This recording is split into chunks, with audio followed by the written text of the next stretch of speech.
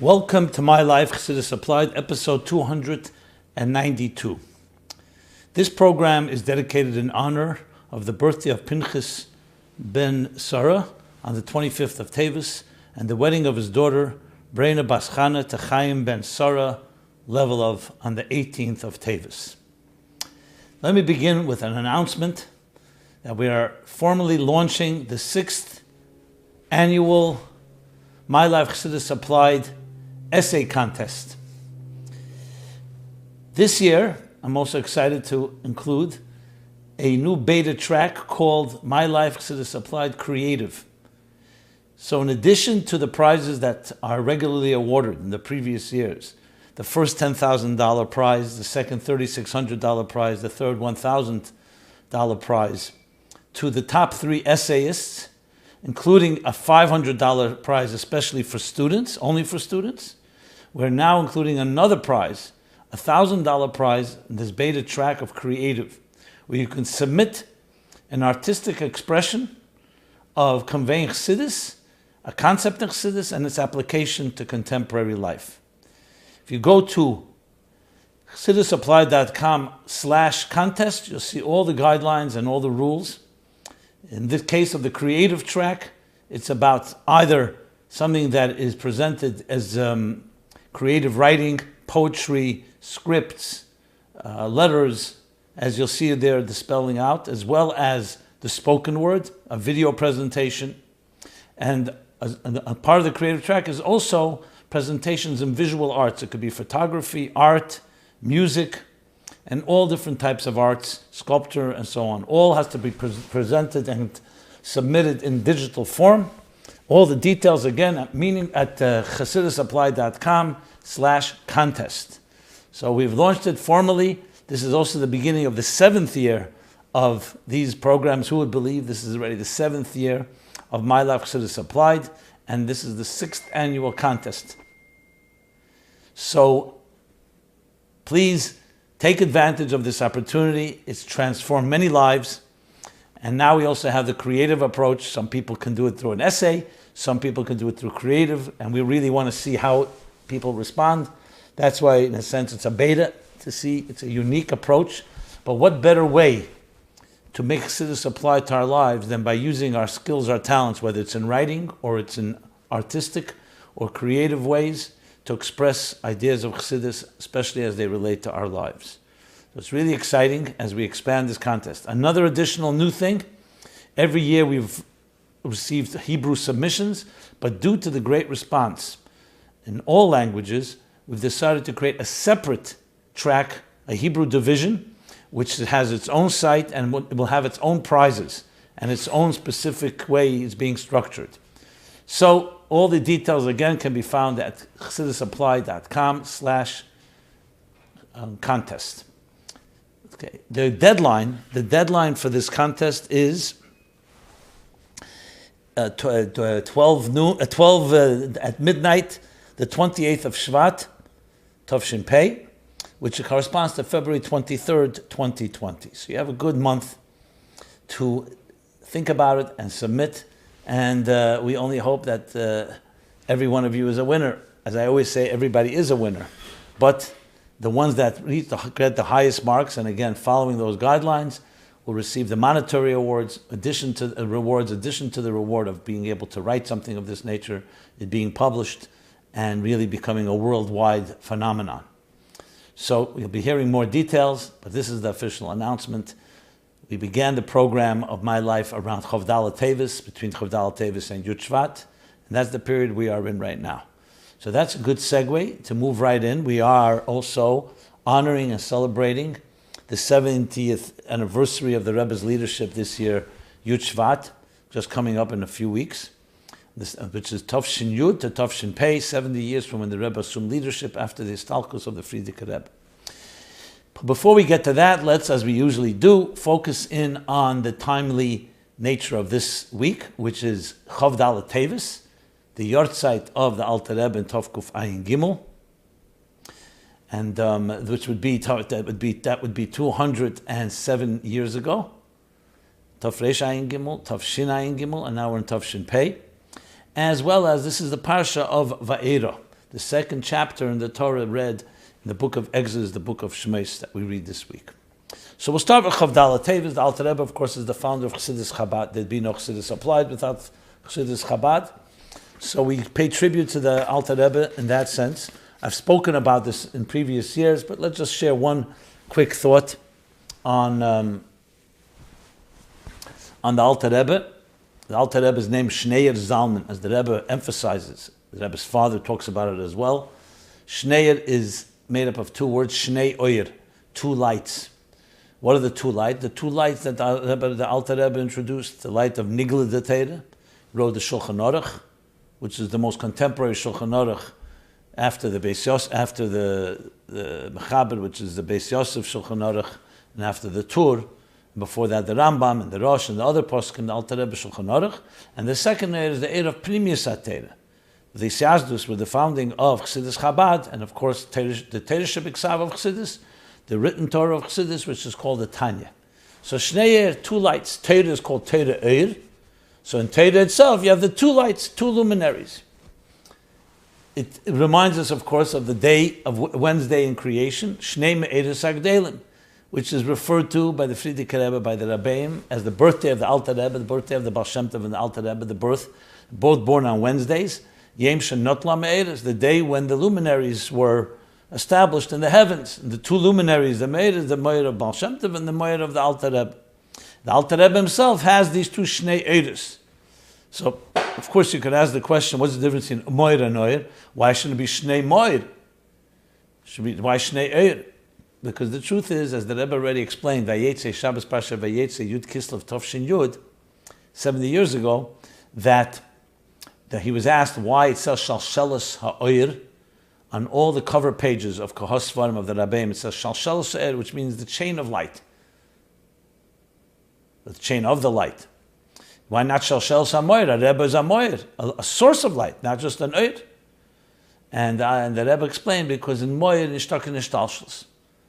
In Moyer, in the Etzem, in the essential thing, there's no evolution, there's no process. It's all one. Where can you say Shalshelis? Where can you say a Shtalshelis, an order, a progression, a progressive order, is in the expression, like the light that comes from the source, the sunlight. So in that sense, there's a difference between the Alter Rebbe and the Mittler Rebbe. In the Etzem of the Moyer, they're all one. Each one in his generation was the Moyer. So the same thing you can say when you say Shnei Me'eres Agdelim, obviously in two different generations. So you're talking about the Alter Baal Shem Tov and the Alter Rebbe. But when you talk about in the hashpah, in the expression, in the manifestation of the Alter Rebbe in this world, was through Shnei Eir. Then comes the next second name is Zalman. Zalman is the same letters as Lezman. And as the Rebbe explains at length in many places, that the Alter Rebbe took the Shnei Eir of Torah. Remember, Torah is Alpayim Shana Kodma Torah Le'elam. Torah is the blueprint for creation, so it precedes creation. Conceptually, in conceptual time.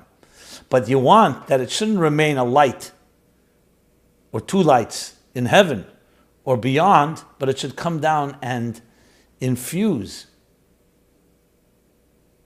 and become internalized in Zman, in space, which often includes in time, which also often includes space, in the parameters and the structure of existence.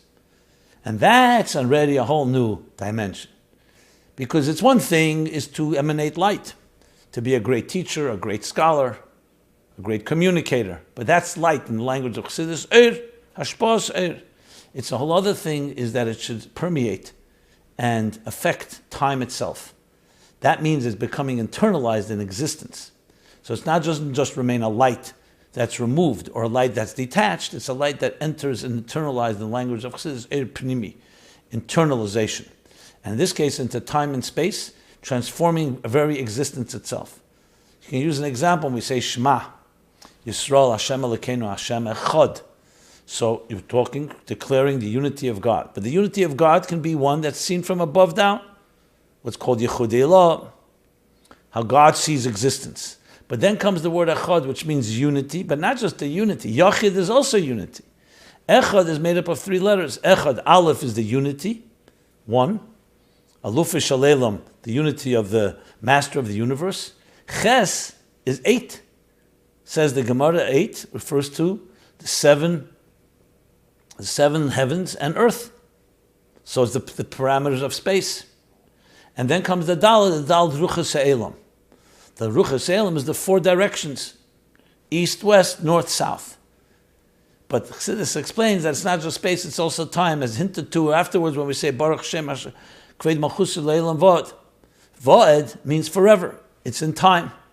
So you're taking the divine unity of the highest levels and infusing it into time and space of existence. And that's where the real chiddush, the real innovation and contribution of the Alter Rebbe was. He took the most sublime, the most abstract ideas of Kabbalistic thought, and even as they were presented by the Baal Shem Tov and the Maggid of Mezrich, which was already a form of Chassidus, it was Chassidus Klolis, but it was still very short, still very concise, very cryptic in many ways, and turned it into an elaborate system of Chabad, Chochmah Bina Das, taking the ideas in the language of Kabbalah, of Keser, of Etzem, and putting it bislapshus, manifesting, enclosed in the garments of intelligence. So an intelligent human being can perceive and understand even the things that are so-called super-intelligent, super-conscious. Poda B'Shalom, in a Maimer, in a fascinating discourse of Tofresh Pei Hey, the year was 1935, the Frierdiker Rebbe explains at length that by the Alter Rebbe, the Bal Yortzeit of Chavdal Teves, by him taking Chassidus and putting it into understanding, is not a descent. It shows how powerful the etzem is, the essence is, that it could even be understood. Or to put it in different terms, the logic itself, intelligence itself, its true purpose is to experience a truth higher than itself. And that's what Chassidus Chabad does. It wasn't coming to explain the inexplainable. It was coming to show that even the inexplainable, the inexpressible, can be expressed in terms that we can relate to, which is a combination of Shnei Er and Zalman, all hidden in his name, all in their name, Shnei Er Zalman. What it means in our lives is that we don't compromise. Just because we explain and apply Chassidus to our personal lives, this doesn't mean we compromise. It's taking essential themes that for years and for centuries, from the beginning of time, were really the domain of an exclusive few who were able to relate to it. And we make it something that is palpable and understandable to each one of us. That each of us on our own level can understand and, most importantly, apply and personalize. That's what the Alter Rebbe came to contribute. So when we honor his yahrzeit, when all his Vaeira, as the Alter Rebbe himself says in the Geras HaKodesh, in the fourth section of Tanya, section 28, well, all his Vaeira, all the work he did and everything he contributed goes up to the highest levels. And Upoil Yeshua is B'Kerev Haaretz. It doesn't just elevate to high levels, it does exactly that. It takes Shnei Er and puts it into Zalman, into Zman and Mokim, into space and time. Time and space. Actually, the Rebbe explains that time precedes space, because before space you need a time, some type of shift. Time is that concept of past, present, and future, but conceptually, it's a shift, that something is making a move. Space is not about movement. Space is about spatial location, and time is about movement. So he combines these two entities, and that is essentially what happens on the yahrzeit. The highest levels come down. Poyel Yeshua's B'Kerev Haaretz. They cause salvations. They affect salvations B'Kerev Haaretz, not just in earth, even in the depravity of earth, even in the earthiness of earth, B'Kerev, within it all. That's the power. The connection, of course, to Pasha Vaeira, and we know that the Tzemach Tzedek, when he describes the Istalkus, the passing of the Alter Rebbe, so the Tzemach Tzedek writes that it was Mitzvah Shabbos Kedesh Parsha Shmois, Chavdal Teves that year, Aleph, the Pasha Vaeira. So he uses both. The Saturday night, the Shabbos, the Mitzvah Shabbos, the eve after Shabbos of Shmois, that was read that day, Shmois, going into the Sunday of Chavdal Teves of Pasha Vaeira. The Rebbe in different places explains the significance, but one point is that these are the most difficult chapters in all of the Torah. We're in the throes of the abyss of Erves Haaretz, of the depraved land of Egypt that enslaved the first formal, the first established discrimination against the Jewish people, not just discrimination, genocide, slave labor. In those are the darkest moments. And that darkness yet, in this week's chapter we read, when Moshe Rabbeinu confronts God, and he says, how could you allow, the last week's chapter we read, how do you cause such evil to your people, to this nation? And first God reprimands him. But then God says, I will reveal something to you I have not revealed to the patriarchs, though they never came and complained to me. So first it's a rebuke, and then it's giving him a reward, because what Moshe Rabbeinu evoked was a deeper dimension. I revealed myself with Kel Shaddai, with my name Kel Shaddai. In other words, a manifestation of the divine that relates to the parameters of existence. Tzman, Shaddai, Atkan, Dai, the parameters, the limits of existence. And Shmi Havaya Lo Nadaiti Lehem, my essential name which reflects all of me, or my essence, Shema Etzem, Shema Mefurish, Shema Miyuchad, that tetragrammaton, special name of the four letters, Shema Mefurish, only uttered in the Holy of Holies by the high priest, that I did not reveal to them. But I will reveal that to you, because in order to free ourselves from the darkest place, you need to reach deeper and have a dimension of the divine. And Moshe Rabbeinu elicited that in a way by challenging God. The Alter Rebbe, as in his famous analogy of spreading Chassidus, even though some said, how you taking the king's crown, the crown of the king, the most precious part of Torah that was always kept discreet and covered and hidden because of its special nature, you're just making it available. And actually it was demonstrated by a piece of page of Chassidus was lying on the floor. And when the Alter Rebbe and his colleague, Pinchas Karitzer, said, look, he said to the Alter Rebbe gave the famous example that when a child falls ill and he's deathly ill, and all doctors have given up hope until we find one doctor that says if you take the most precious jewel in the king's crown, the one that makes it so special, and you grind it, that unique powder, that exotic powder mixed with water, perhaps you can get it through the clenched teeth of the comatose child and save his life. And of course the king doesn't hesitate. What does he need a crown for if he doesn't have his child? So the crown is compared to the deepest parts of Torah, this crown. But we're dealing with a comatose state, Vaeira, a darkness of darkness. All the exiles are called on the name Mitzrayim, because Mitzrayim means, first of all, constraints. But it says, Al Shem Shemitziris Yisrael, that they oppressed, they persecuted Israel. That's Mitzrayim also comes from the word mitzir, to oppress, in addition to constraints. And in that place, we reveal the deepest Shem Havaya, as Chassidus explains, the higher Havaya, because we do find the name Havaya revealed to the others. So how do you reconcile that? He says it wasn't revealed to them. It's the lower level. That still relates to existence, the Etzem itself.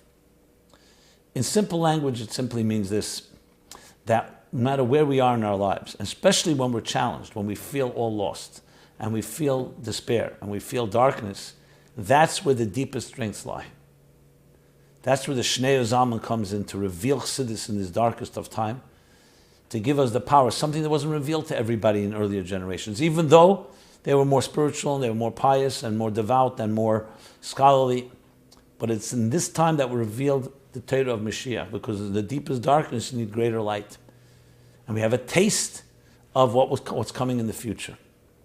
So there's so many beautiful lessons in the power of Chassidus to deal with the issues of life. If you look in a Chumash, in Nigla the Torah, in the outer dimension of Torah, even if you look in some of the Sifrei Musar, you're not necessarily going to come away with a blueprint that can address every issue in life, whether it's marital challenges, whether it's with children, whether it's personal psychological issues, whether it's dealing with vices of anger, jealousy, pettiness. The list goes on. Shame, fear, depression. Chassidus comes and addresses it all, which of course is the foundation of this entire program and of the contest that we announced earlier. Okay. Previous episodes where I discussed this, just for cross-reference, are episodes 51 and 52, 97, 147, 196, and 242.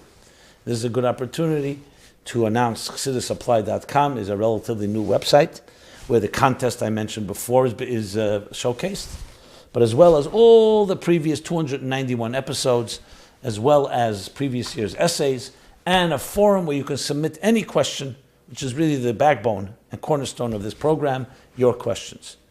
And they just keep on growing. This week, I have to tell you, probably broke a record. I got at least 100 questions this week. That's a lot, relatively speaking. Not everybody writes.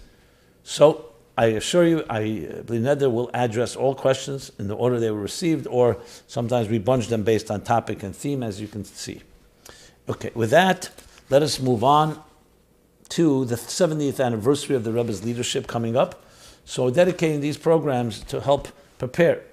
We all know that something great happens, you always have to prepare. You don't just come into a presentation or to a job interview unprepared. The more you prepare, the better you can celebrate that particular day that we're approaching. That's why there's Moshe was misak, and he decreed that 30 days before a holiday, you begin to study about it, you begin to immerse yourself. You want to get used to it, you want to know what you're getting into, and not just fall in without preparation. So, to prepare for the 70th anniversary, we spoke about it last week. I want to just continue a little more details. And this is just a suggestion based on, I mentioned different sikhs last week about when the Rebbe spoke about 70 years and different times in the Rebbe's talks. But based on a lot of these different approaches, so there's quite a few suggestions. There's the Rebbe's own suggestion, of course, is that people should have every 10 days a mashpia who tests them on things they've learned and the achlotas that they've taken, so they have an accountability. So that's something everyone's familiar with, but in case you're not, the Rebbe spoke very clearly that every 10 days, preparing for Yud Shvat, people should have a mashpia they talk to and give an accounting of what they're doing to prepare what they're adding. And specifically in the areas of Torah, Aveda, Gemilas, Chasadim. So let's be specific suggestion. Torah, these are the three pillars upon which the world stands.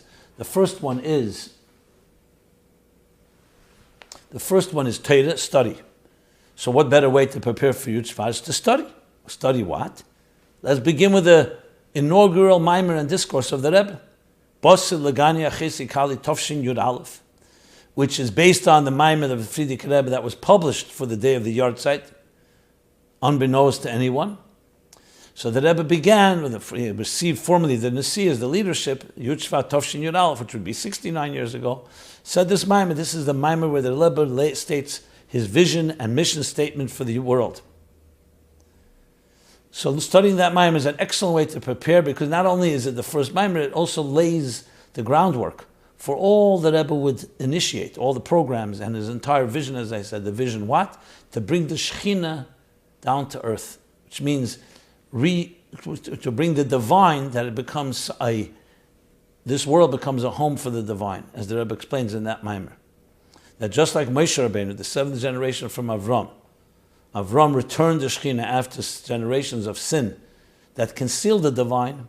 Avram reversed the process. 7 generations from Avram Avinu, each one slowly bringing more of the divine into life, came Moshe. And what did he do? After Matan Torah, the V'shechanti b'seicham, Hashras HaShechina, to bring the shechina, the divine presence, into existence, into the gold, silver, copper, of which entailed the temple was not just a spiritual temple, it was a physical temple. And the same thing, we are the 7th generation from the Alter Rebbe, the founder of Chabad, Chassidus. Our job is to bring it down and finally march into the Geula. So the first thing is to study that mimer. There's obviously mimerim every year. The Rebbe would say Yud Shvat, all corresponding to another chapter. This year it all corresponds to chapter 10, because it's Tov Pei.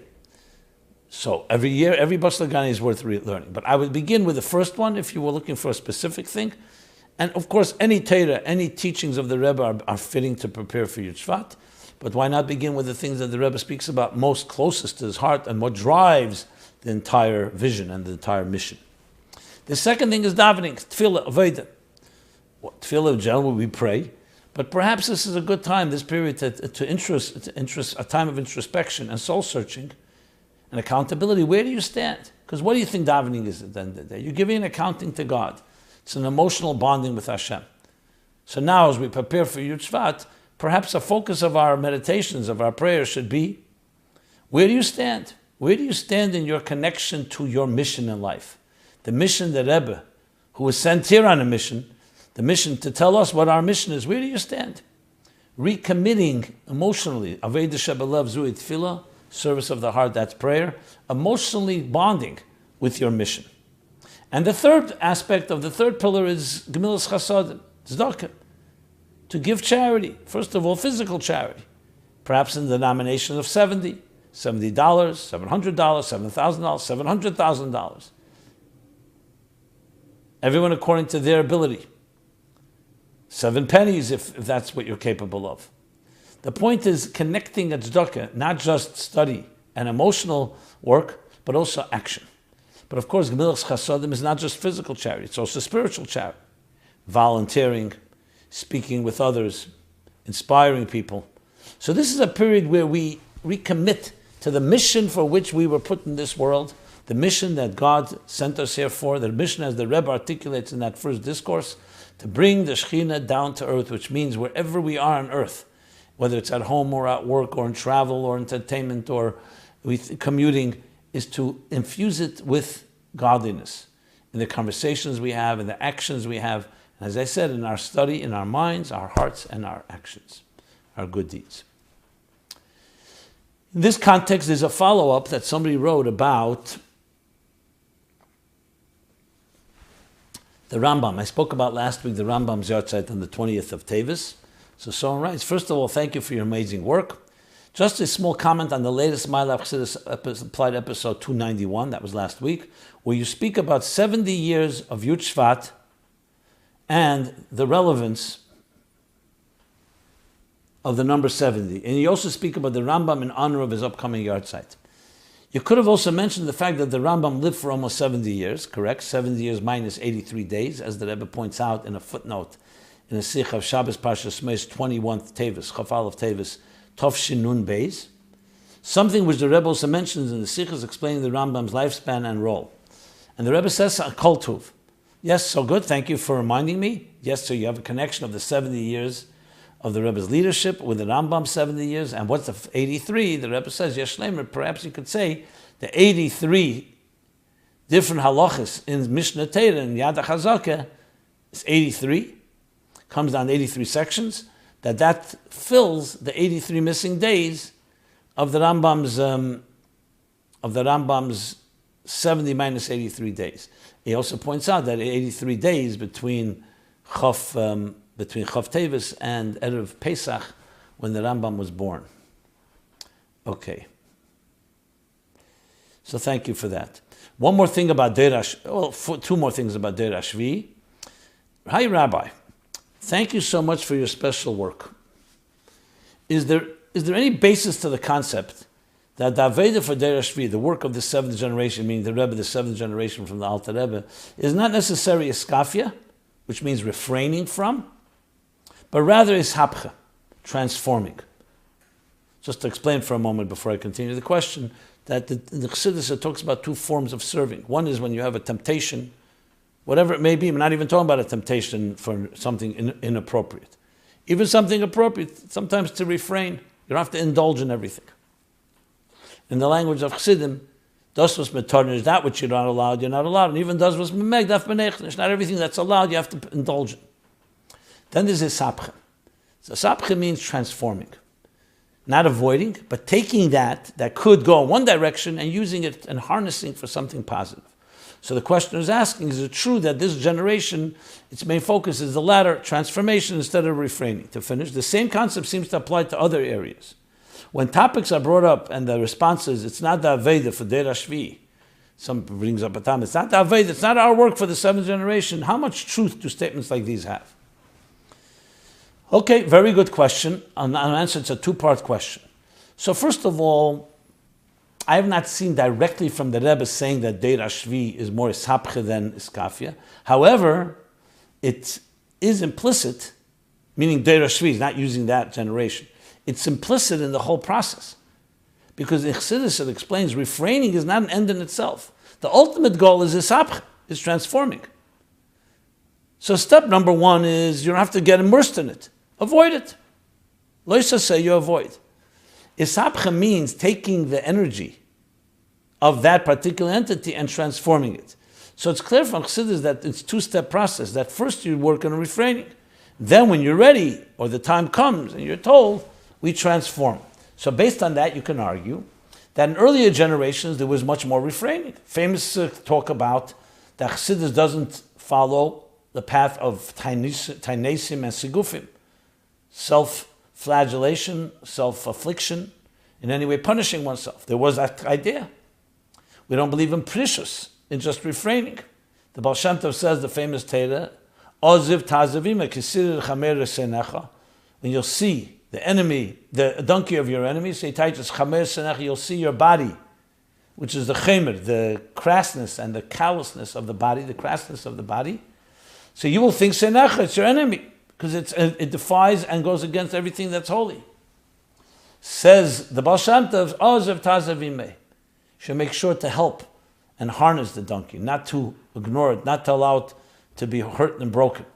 That's about working with it, transforming, not avoiding. So you can, based on that, as the generations go, there's more ishapcha than there is iskafya. But that doesn't mean there's no iskafya today. That's important to know. It doesn't mean every situation you have to indulge in and then transform. This is case by case, talking to your mashpia. But overall, yes, the world has been transformed already, has been refined, I should say, and therefore ready to be transformed, and parts of it have been transformed. So overall, it's correct to say, as the generations go, there's more ishapcha, less iskafya. But that doesn't mean that still doesn't exist. And in general, regarding the second half of the question, when people say it's not the Vaeira der Shviva, who's people? If the Rebbe says it's not, it's one thing. If everybody else says it, who says maybe they're just lazy? Maybe they're just distorting things. The Rebbe made it very clear that everything in Chassidus is for always. The question is the focus. The question is prioritizing. When you see a fire burning, you can't just say, I'm going to daven now for 6 hours under a talis. That doesn't mean that we shouldn't daven 6 hours. It means that you have to prioritize and determine case by case. When the Rebbe sent out shluchim, it wasn't just to be activists. He writes in places that to really be an activist, you have to learn yourself. The more you learn, the more you can teach. The more you can inspire, the more motivating you can be. So it's just a matter of priority. So when someone says something, this is not the Vaeira, always ask, what's the source? Who told you that? And if there's a source, there's an explanation. The Torah does not change. It only becomes more intense and more relevant, and we find deeper levels in it. We don't change things. And yet there's different focus. Of course there was a focus in the Alter Rebbe's times and a certain type of Vaeira that perhaps today is not so much the focus. But it doesn't go away. It means it's either done in a different way, or it's done and maybe on a lower level based on our levels. But nothing in Torah is not for every person. So that's the general answer. And finally, one more question about this. How long is the seventh generation?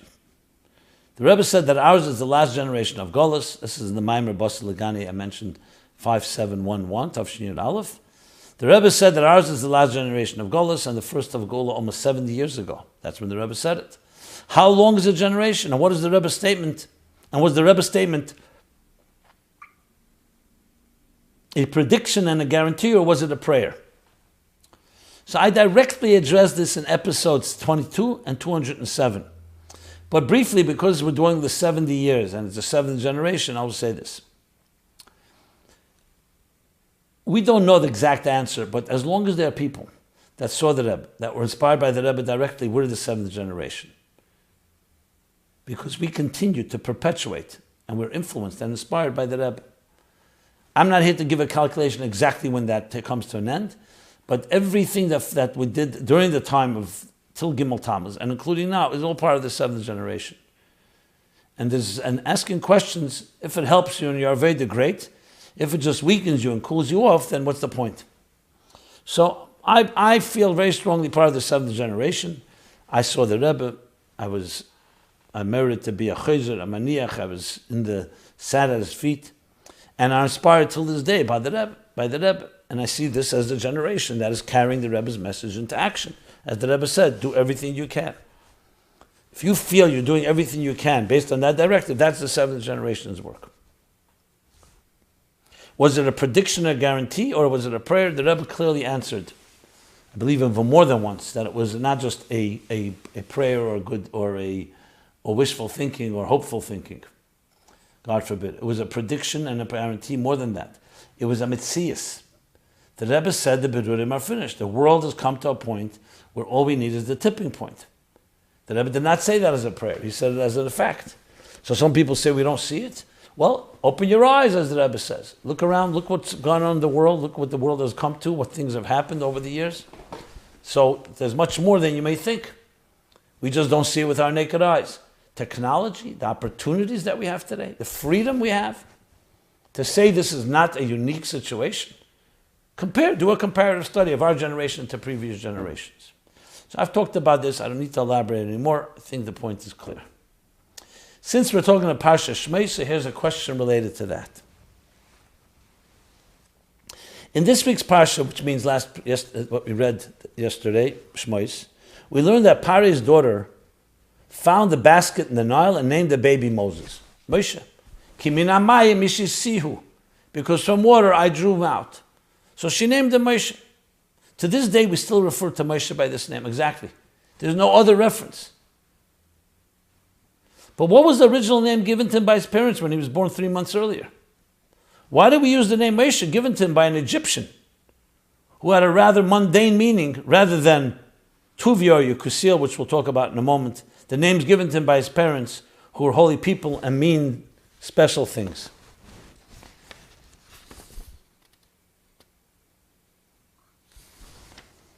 And a few questions, similar questions came in about this topic.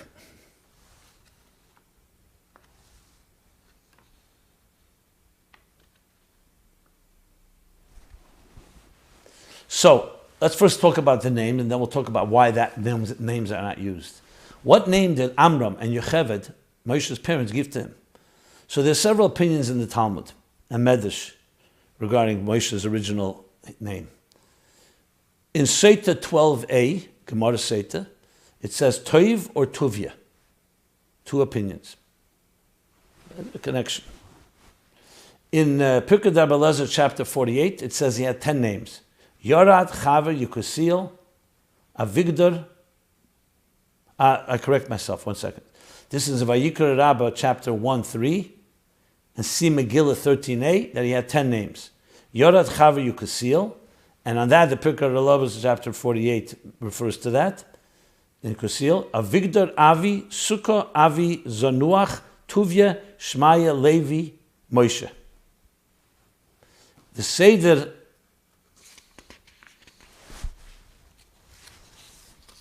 Hadeiris and the entry on Moshe cites that Moshe's father Amram called his son Chaver. His grandfather Kohos called him Avigdor. So you have a bunch of names that most people have no clue. The only name we know is Moshe. So Chassidus answers the question in a beautiful way. In Torah, Parsha Shmei, the Alter Rebbe says, why would, number one, just to amplify the question, choose a name that the Paro's daughter gave over the name of the tzaddikim and tzidkonis, tzaddik and tzidkonis, Amram and Yocheved? And even if he has an additional name, that's a nickname. It's named completely because she stretched out her arm and found him in the water. Their names were names, as the Arizal says, that parents have a mini Ruach HaKodesh. Alter Rebbe doesn't elaborate on the question, but his answer is a beautiful answer. A name signifies the mahus, the personality, the inner personality of the person named by that name. And she, in her, not necessarily consciously, picked it up. Why was Moshe on the water? Because he came from water. Chassidus explains from Kabbalah, there's two realities. Two states of reality. One is Alma Dizgalia, revealed world. That's compared to land. You see everything is revealed. Then you have the world of Alma Dizgasia, the hidden worlds. That's compared to sea, the sea, water. You don't see anything. The water covers up everything. What does it mean spiritually? There's the revealed worlds that are expressed, that are defined by their structure, and there are worlds that are concealed beneath the surface. Moshe came from that concealed world, the Shemitah Reshena, as the Alter Rebbe puts it, a world that is beyond expression. But God wanted Dafkis, a person like that. That's why he was a man of no words, because words is tangible land words. Mammals of the sea are not speakers. They're covered up. It's like the world of thought. But Hashem wanted who should be the interface, who should be the Mamutza Mechaber, the transparent interface between what God wants and what he wants to convey to Pare and then to convey to us and convey the Torah dafka someone that comes from the world of water. So of course, technically it evolved that Moshe Rabbeinu was protected by the water, and that's why he didn't strike water, because it saved him. But why spiritually was he done that way? Yocheved could have gone out to the fields, like the Talmud says, where other mothers gave birth. Because there was something about water on Moshe Rabbeinu in the spiritual realm. So his name is the one that captures that essence. From water I drew you out. That's exactly what God did. He drew Moshe's soul from the inner realms and the inner domain of thought and water, and gave it to us on land, that he should be able to bridge those deepest secrets, the deepest hidden dimensions, to come out in an expressed way in our lives. That's why the name Moshe is the name that becomes his permanent name, not just because she saved him. It's the other way around. Because his name related, that's why she, in some way, intuited, or didn't even know that she intuited, what his real name would be, Moshe Rabbeinu. Okay. Last week we opened up, I don't want to call it Pandora's box, but it's a topic that's come up again and again, about secular studies. So I spoke about it in the context of the Rambam, Moreh Nevuchim, God of the Perplexed, different philosophies, the letters of the Rebbe on it. So I'm just going to do a few questions on this topic. And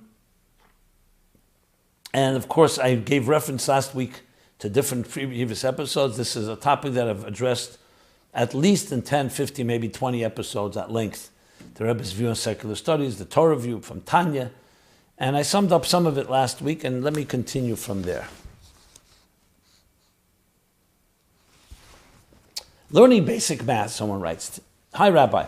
I've listened to many of your classes on secular education, and I still have a question on two that I don't think was fully addressed. What is the issue with being taught basic math, reading and writing in cheder or an yeshiva? You explain the reasons not to teach chachmas chitzenim. Does basic math or reading and writing fall under such a subject? For what reason does the Holy Torah not teach such things? Was it a directive from the Rebbe? I know that such subjects were being taught in Montreal Yeshiva. Why did these subjects slowly disappear in Chabad schools? I just wanted to end off with a small story. The other day, I had to pay a young bocher, a young student, just a few dollars. When I handed him the money, he had no idea how much change to give me. After telling him the amount, he said, "Sorry, I'm an Aholateirnik." I usually don't like to mention names, but it could have been any other yeshiva as well in the same system. I did not know what to respond. Sorry. It's okay, I understand. What is this young man supposed to do? Use a calculator all of his life? Okay. So being this is a topic I've addressed at length, I'll just briefly state the following.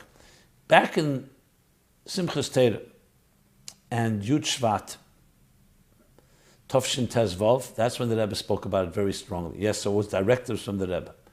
The Rebbe's main battle and main war was against the concept of tachlis, that you cannot survive, you cannot thrive in this world without having a college education, a secular education. And the Rebbe saw that as the clip of the generation, something that people are convincing themselves. It's like every generation has this challenge. No way the Rebbe did not negate the value of mathematics. Obviously not. First of all, you need it in Torah. We spoke about the letter from the Rebbe, astronomy, other calculations, Erevin. There's many Kiddush HaChedesh, the laws of Kiddush HaChedesh. There's different ways that God implanted his wisdom in this world. Some of it is in secular sciences. I don't like the word secular, it's not the right word. Maybe it's divine sciences. But clearly there are things given to the doctor that medicine and medical information, medical knowledge knows that the rabbi would not know. The Rebbe was negating how it's being worshipped and turned into a career. Without a career, you're a dead person. You'll never make it.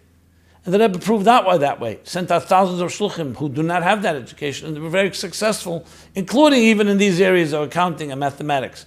And if not, you hire someone. Not everyone knows everything. Everyone has a lawyer. You need an accountant, and so on. Now, did some people take this so literally that they realize that you shouldn't expose children at all? Do we teach children how to ride a bike, how to use a screwdriver? Is that secular science, or is that utilitarian? A lot of math, basic math. We're not talking about necessarily theoretical physics and so on. Even that can be made to use. So to suggest, for sure not, but not to worship it. Then there is what you call chachmas chitzenius. It probably is included there because it's chachmas that are a means to an end. You don't study math as an end in itself. It's in order to calculate, in order to achieve something. So it could be directed, l'shem shamayim. Then there's the schools of, there's the studies like secular philosophy, where there is built in a certain fundamental lack of faith, and actually dismissal of faith. So there, that can be much worse in Metames Alev HaMeach. The Tamtim Alev, as the Alter Rebbe speaks about in Tanya. And the great care has to be taken because there is playing with ideas. And sometimes even condoning or more encouraging a challenge to basic faith principles and even basic morality, because the mind can come up with any ideas. But again, it's not an accusation against wisdom and intelligence. Torah never dismisses wisdom and intelligence, but not as an end in itself and worshiping it. I think much can be done in private tutoring and other things to get students to know basic skills, whether it's penmanship or mathematics or other things. And we've talked about this, so that's the view, a balanced view on the matter. Someone else writes, I heard that the Rebbe wanted that yeshiva should teach only limudei kodesh, which means only Torah concept, Torah teachings, and not any secular studies. What is wrong with secular studies? Why can't yeshivas teach the basics like reading, writing, and arithmetic? Why was the Rebbe against teaching any secular studies? What parts of secular ideas are forbidden to study and why? It sounds like that there are many opinions among Jews about what one may or should study. So again, the Rebbe wanted students to become dedicated soldiers of God that would bring a divine mandate to every human being on earth. And being that so few people do that, the Rebbe encouraged that should be the priority, nothing else. But again, this is not a critique of knowledge per se. You'll see many people who are doctors, frum doctors, Yiras Shamayim, and people who the Rebbe encouraged to finish their studies and become lawyers and doctors and other professions. If it's absolutely tuma, shalosh tipos atmeis, it's not good for anybody, even someone who's gone 2 years to college. If someone went to study idolatry for 2 years, you don't say go finish and become and be a master or a PhD in idolatry. We're not talking about the knowledge necessary that Sanhedrin in a court of law needs it to be able to make determinations. But because secular studies per se, especially not the ones that play with your head and plant all kinds of doubts and thoughts and skepticism, per se is part of the divine plan. It's understanding God's mind. It's understanding the way God created the universe, whether it's math or physics or chemistry or biology or medicine and so on. What parts are forbidden? What's forbidden, we know that there's studying things that are completely, they challenge and they are atheistic or agnostic teachings. That would be in the category of forbidden. Forbidden, obviously, is anything in the category of idolatry or many other things that are chachmas chitzenis that have no utilitarian value. Can you say it's forbidden to study mathematics? Of course not. The Torah talks about people who are masters in math and studied math. The Rambam talks about the laws of Chiddush HaChedesh, taking it from different schools of thought. But we still have the Tanya Perek Ches where he talks about this. Chachmas El and Chachmas Chitzenius, how it should be done and when it should be done, and whether it's for Parnosa, whether it's Kardim Lachter Be, meaning you know how to use it for Kedusha, for holiness. Do you think that yeshivas today are teaching enough secular studies, or they shouldn't teach them at all? Also, how can you explain to a secular crowd why we don't place any emphasis on important subjects such as math and science in the yeshivas? Can you share your views on the Yafed controversy in general? Okay. Well, I've had no problem explaining this because when we live in a world where we have thousands of doctors and thousands of accountants and thousands of lawyers and so on, obviously you don't need more of them. When you have very few soul doctors and very few people who can really help people deal with the human condition, personal challenges, emotional, you need more of that. The Torah teaches people to become spiritual doctors, soul doctors, which includes knowing what God wants of us, knowing the healthiest possible life is living up to your calling and mission, knowing that feeding the soul is just as important as nourishing the body. So that's what the Rebbe focused on, because today that's needed more than ever. But the Rambam was a doctor. He went to become a doctor because his brother was killed and different reasons. But you cannot suggest that that was something wrong with it. Medicine is a legitimate form of healing, as I mentioned.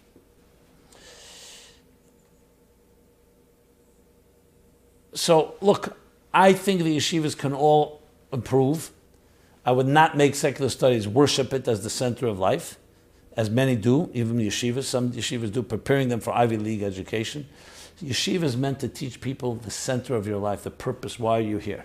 You can be a PhD in every school of thought and still not know why you're here and what's the purpose of life. And therefore find ultimate happiness. That's how you explain it. You explain Torah not as another subject, that it teaches you. Every other school subject, every other secular subject is a tool chest. It's tools, but how to use the tools and for what purpose? That's where Torah comes in. My views on Yafet is, once you have political agendas, even though there may be some elements of truth, you get into a hole, everyone has their own goals. So I'm not a believer that there's people should imposing on the yeshivas what to do. You want to encourage, you want to inspire, great. But once it becomes an agenda, it's not to be trusted, even if it has good intentions. And you don't know if everybody has good intentions. You may have good intentions, and others take it to a different level, who they despise religion in general, despise Judaism in general. So you have to be very careful when you get involved in such things. So a follow-up on this is studying science like studying Torah. If the Torah is the blueprint of the world, that means that everything in the world is the Torah. Does that mean that studying science is like learning Torah because ultimately reality comes from Torah and science is only a discovery of reality and thus the study of Torah? It's a good question. But this question is very obviously answered, especially in Chassidus. It's like asking a question, is there a difference between a Sefer Torah, a Torah scroll, and a stone? Both were created by God. There's nothing in existence that was not created by God. But some things were created that reflect godliness instead of just being a handiwork of God. That's when we say that the human being was created in the divine image. Everything was created by the divine hand, by the divine words. But not everything, the image meaning a reflection. Now, even though the truth is a stone, even a turning leaf in the wind, the Baal Shem Tov says is divine providence. So it carries a lesson for us, and it's part of the divine choreography. But it's very different than calling it a divine instrument, a divine expression. Torah tells us what God wants us to do, the purpose of our lives. Science is the study of how God created the dynamics of existence. So yes, everything can teach godliness, but to call everything Torah, no. When you say Nitnu Reshus L'Reifah L'Rapis, the Torah itself says, go to a doctor. Why doesn't the Torah say the doctor is Torah? Because there's Torah as it manifests in medicine, as in a doctor. There's Torah that manifests in different sciences, in mathematics. And yes, there's Torah as it manifests as the blueprint for existence in an Evan, in a stone, and in a leaf, and in a bird, in the sky. So Torah gives you a divine dimension to everything. But that doesn't mean that everything is Torah, because the Torah is directly linked, and this is what God wants. Whereas the rest of the material world, you need to look into Torah. If not, you can know it all. There are people who know the science of any object on earth and may not have no clue why God created it. That kol ma shabara HaKadosh Baruch Hu b'elam le'bara el l'chveidei. Everything he created was l'chveidei. Take technology. How many people know that technology exists in the world? The Rebbe's words, koyach adir, mishpatim mem daled. Koyach adir, an enormous, a gargantuan power. An enormous power created in the beginning of existence. Even though we didn't know that there was electricity and we didn't know about atomic and nuclear energy, it was there. There were subatomic particles everywhere. Now it's discovered. How many people know that's lebara el l'chveidei? So they use it for their own personal gain, for entertainment, for nonsense, for business, for social networking. Some of it is good use. So you can't call it Torah. You could transform it into kol masech l'shem shamayim, and to use it l'shem shamayim, and to use it to know God, which is even a higher level. And Chassidus explains, but that's still not like learning a pasuk in Chumash, or a Rambam, or a Zohar, or Kabbalah, or Chassidus, or a Gemara. The wrong order, but and learn it and understand God's chachmas v'ritzeinu shel HaKadosh Baruch Hu directly. So there's directly, and there's how God manifests. It's what he like saying, Elokus and Atzilus. Atzilus itself is Iyu v'chayu echad, Iyu v'garmu echad. Everything is divine. In Bria, Yitzir Asiyah, of course the divine created it, but now it's already more bislapshus. It's more concealed. That would be the al-derech, how you would explain the difference between the two. Episodes 24 through 27, more on that topic. And one more thing about Torah and science, discrepancies between Torah and science.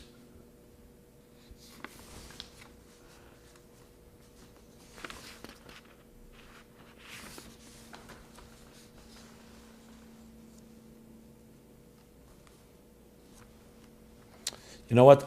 Because of time, I'm going to leave that for next week. Okay. Sorry about that. Good. What we'll do is a little follow-up. Last week we spoke about Moreh Nevuchim, so this flows actually a good segue. Moreh Nevuchim, and how there were stages when it was rejected completely, even burned, including the first 4 chapters of Hilchos Yisrael Teres was seen as the philosopher of the Rambam. So though he was respected for the other parts, which frankly also went through stages. Some didn't accept anything in the beginning because they thought they were suspicious. But the Ramban put that to rest. But Moreh Nevuchim was always kept somewhat at the arm's distance. At best, for those that are perplexed, that could maybe help. Like taking medicine. Healthy people don't need to take medicine. And yet we find that the Alter Rebbe did teach Moreh Nevuchim, and there was other aspects and attitudes to Moreh Nevuchim that finally the Rebbe, you see, uses it and says, since the Alter Rebbe taught Moreh Nevuchim, al pi Chassidus, and you see the Sefer HaChakira from the Tzemach Tzedek, he actually explains things according to Chassidus from Moreh Nevuchim, so clearly there's something in it, because written by Rambam. However, it was revealed in later generations. Now, the question was asked about the Rebbe Rashab, who said he never looked into it. So someone pointed out to me that in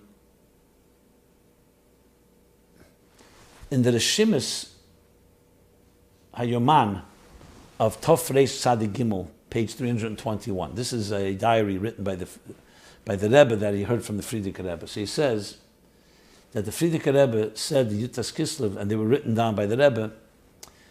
In our family, there was a azhara, a warning in learning philosophy up till 20 years old.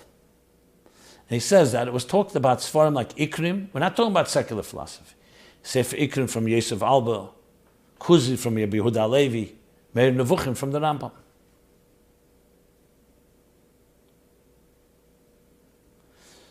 Admor, he says, Lamad. This I assume means the Rebbe Rashab, first Ikrim, then Kuzri, and then Moreh Nevuchim. Not sure who Admur is, to be honest. Let me just see.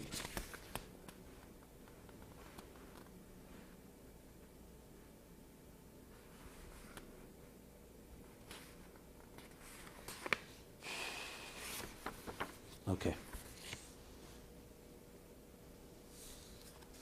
Then he goes on to say that Tzemach Tzedek said to the Rebbe Marash, his son,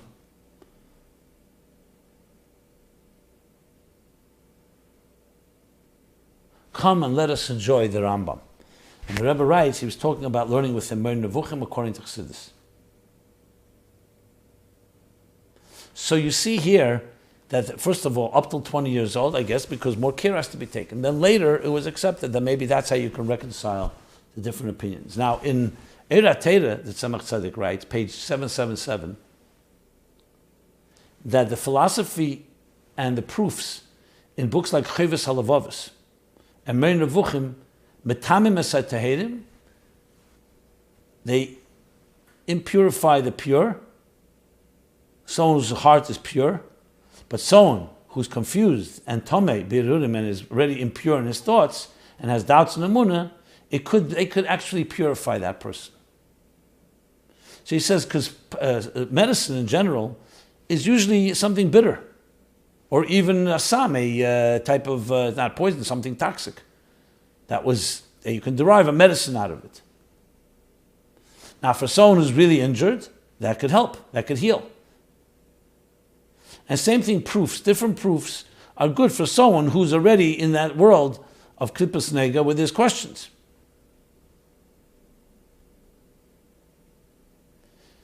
But someone who's in a healthy state doesn't need medicine.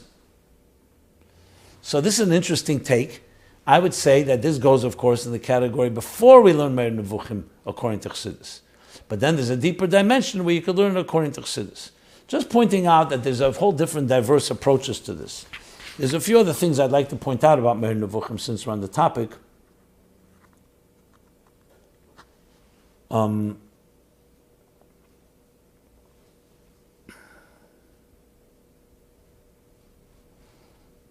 I'll give a few sources. In Tov Mem Hey, and the source for that is, which Fabring was it?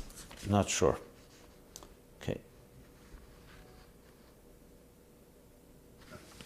But the Rebbe, as I said over the years, did elevate Moreh Nevuchim.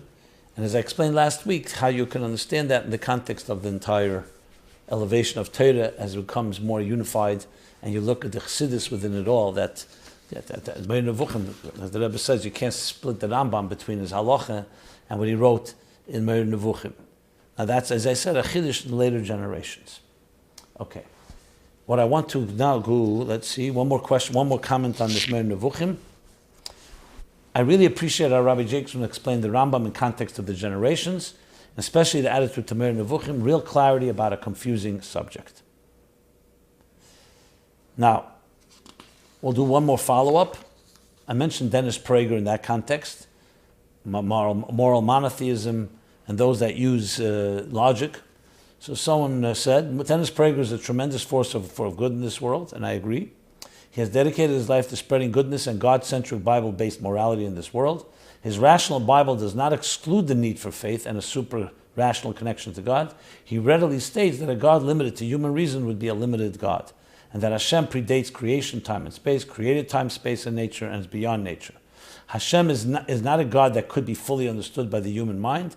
Dennis does not seek to give rational to Torah, and make it relatable to people of all walks of life. I'm sorry, Dennis does seek to give rationale to Torah and make it relatable to people of all walks of life. For that he should be commended and lauded. I don't disagree with that. However, there is a dimension when you start rationalizing too much, then things can sometimes fall on the side that you forget about the divine nature. But I appreciate your comment and thank you for that. So with that, we finish the follow-up from this week. Okay, let's go to the Chassidus question, which since we're counting down to Yud Shvat, so we'll do the Chassidus question right now. Ikker shechina. The beginning of Basel Lagani Tavshin Yud starts with the Medrash how the ikker shechina, the primary shechina, the primary divine presence, was already in the Tachtonim, in the lowest of worlds. Question 1. If it was already here, then all we seem to be doing is restoring things of how things were at the start. So then, as he goes on to say, the sins conceal the divine, in the language of the Medrash, that it went up from from earth to the lower, to the first of this, the lowest of the seventh heavens, and to the sixth. Basically, 7 levels of concealment. So, question 1, it was already here, Lagani, Laganuni, not Lagan. So, what's the chiddush? So, we're just restoring things. We're just going back to square one. Question 2, if Moshe already restored the ikker shechina in his time by the Mishkan, the 7th generation from Avram, as I mentioned. What are we doing since then? In 5.7.11, the Rebbe clarifies that there are multiple levels of shechina. But the 3 levels of shechina mentioned there are all pre-tzimtzum. The beginning of the Maimon, the Rebbe speaks about what shechina is, what ikker shechina. If so, they do not seem to relate to the ikker shechina. That's what he says. That was in Gan Eden, which is post-tzimtzum, and is available to be affected by the chet eitz hadas. References to Mamorim appreciated. So I would refer you first of all to Basel Gani Tovshin Lamed Aleph, which is based on Samach Vav and other places that say that indeed there are 2 main chidushim, there are 2 main contributions that happen through our work. Even though the shechina was here in the beginning, and had they not eaten from the tree of knowledge, it would have remained. But what is the chiddush once it gets concealed? That number 1, that even in a world that's concealed, you could also have the divine. That's a big thing. In other words, we can refine the world to the point that even though it got concealed, we can reverse the process, that even on our terms, in a sinful world, you can also bring the divine. And then there's a second, deeper thing that's accomplished, that we actually bring levels of the divine that were not even here in the ikker shechina. So one thing is to reverse the process, and now we do it even after sin, like he says in the beginning of Samach Vav. If there was a concealment, and the whole purpose is to transform the concealment and bring back the light before the concealment, so what was achieved? So he says the first thing is achieved kelim. Now that energy enters into containers. Before there was not into containers. The divine encompassed everything and didn't leave room for space for another. Now another can receive. What are they receiving? Yes, the same thing that was there in the beginning. And then he says, through Vaeira, we actually introduce new dimensions that were not there before. And Ayin Beis as well. That the Ovis, the patriarchs, they realigned, they cleaned the pipes that were infected and toxified, and they brought it back to the state of when it was the beginning of creation. And Matan Torah came and brought a whole new dimension that wasn't there before. Now let's refer this to us. But Moshe Rabbeinu did bring Matan Torah and the Mishkan. So he already brought it down to earth. But remember, after that was the Chet HaEgel. It wasn't permanent. So as much as he brought it down, it still did not completely transform existence. In the future, in our seventh generation, we will completely transform to the point, as he says in Miketz Tov Mem Zayin, very powerful line, he says, that what will be the Chiddush? That there will no longer be a possibility to do sin. The shechina that was here in the beginning of creation, there was a possibility, and the possibility unfortunately became a reality when they sinned. In the future, there won't even be a possibility. So you're vatal the afsharius, and that's why it's a permanent state, because all of the world will be saturated and permeated forever and ever with the divine, and that's what we accomplish through all these years of Golus. And as the Rebbe explains in the Maimer Tovshin Yud Aleph, comes to the conclusion, now the world itself is forever a divine home. So number one, it's in the world, in Tachtenim, but it's also now new levels of divine that were never existent even before the Chet Tzadas, even in the beginning of time, the beginning of creation. So ikker shechina takes on a whole new dimension that's more than just what was there, it's even more than that. Okay. The Samach Vov is right in the beginning. Ayin Beis is in the second section, Shavuos Ayin Gimel. And I mentioned Basal Gani Tavshin Lamed Aleph. Okay, because of limited time, let's just go quickly to the essays. These are still essays from 2019 contest. Essay number 1 is Self-Worth for the Ultimate Self, Mushkie Lipszyc, age 21, North Miami, Florida, job shlucha in Mechon Alta Seminary. Striving, that constant desire for something better, conflicting emotions, the roller coaster of feelings constantly fluctuating, from a happy ego to a depressing self-pity. In this essay, we will be dealing with our generation's challenge with self-worth and the state of mind it produces. This will be primarily based on the Chassidic teachings of the Alter Rebbe's Tanya and the Rebbe's Maimer Vayishlach Yeshua, Tov Lamed Vov, and Chavches Sivan, Tov Mem Tes. We will be exploring the Chassidic point of view of who we truly are, what defines us, and how to take control of our life by being our ultimate self. And goes on to, in a very nice way, make comparative understandings of understanding the self, ultimate reality versus ultimate self, and understanding who we are. Action versus feeling. Battle is the victory. So the battle itself is an end, and then finally applying it to our lives. Very well done essay, and thank you for that. 5.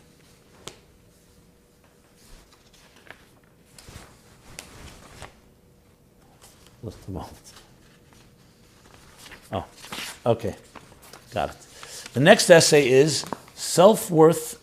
1 second, I got all my pages confused. Sorry.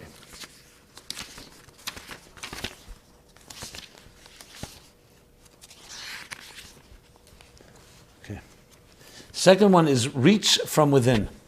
Michael Uryash, age 19, Miami Beach, Florida, student at Mechon Alta Seminary. The Rebbe writes that each and every generation has its own characteristic which has bearing on contemporary problems. One of them is being faced with a lot of assimilation. She says this essay addresses this challenge, interacting with a very different world that's not aligned with Torah yet. Very interesting essay. I found it very stimulating, so well worth reading. And with that, we go to the third essay. Okay, the third essay is Instant Me. Esther Rivkah Rodal, age 16, Johannesburg, South Africa, student at Torah Academy Girls High School. We live in a generation where everything is available. Not only is it accessible, but it's there in an instant. The whole world is at our fingertips. At the same time, we find an implausible focus on society on the self. So how do we deal with this paradox? In this essay, we will attempt to unravel this based on the Chassidic view of man, and particularly a Jew's essential makeup and on their role in this world. It goes on to explain self-gratification as a goal in itself, the hard work we invest, focusing on another rather than on oneself, and other tools from Chassidus, short-term versus long-term, and practical applications. Another very well-done essay. These are posted at ChassidusApplied.com, where you could see these and all the other essays. And I, again, conclude with what I began, the announcement of the 6th Annual MyLife Chassidus Applied Contest. This year we have an additional creative track. Check it out all at ChassidusApplied.com/contest. This has been My Life Chassidus Applied episode 292. We're here every Sunday, 8 to 9 p.m.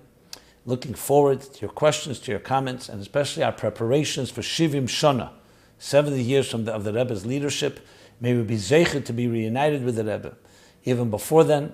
And meanwhile, we do our part in preparing and actually creating true change and final revolution of bringing the Geula Hamitis Vashlema, the ultimate mission of Hairadus HaShechina, Mahamshech HaShechina Lamata, to bring the Shechina, the divine presence, back to this earth, but in ways that are unprecedented, as discussed before. Everyone have a very blessed week, and we will be here, as I said, every week, 8 to 9 p.m., Sundays. Thank you so much. This program is brought to you by MyLife, Chassidus Applied. Please help us continue our programs. Make even a small contribution at ChassidusApplied.com/donate.